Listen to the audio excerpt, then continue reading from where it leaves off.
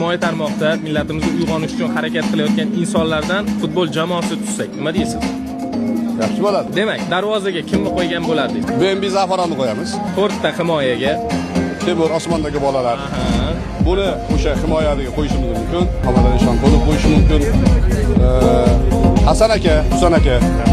4 talik himoyamiz to'g'ri. Endi 3 ta yarim himoyaga. Zafar aka bo'lishi mumkin, Hoshimov. Jahongir aka bo'lishi mumkin, Ortiqxo'jayev. Murod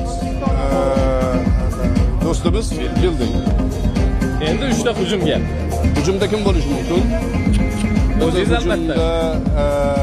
Men o'zimcha endi millatni uyg'otishga nomzod demasam ham, lekin hujumda o'ynayman.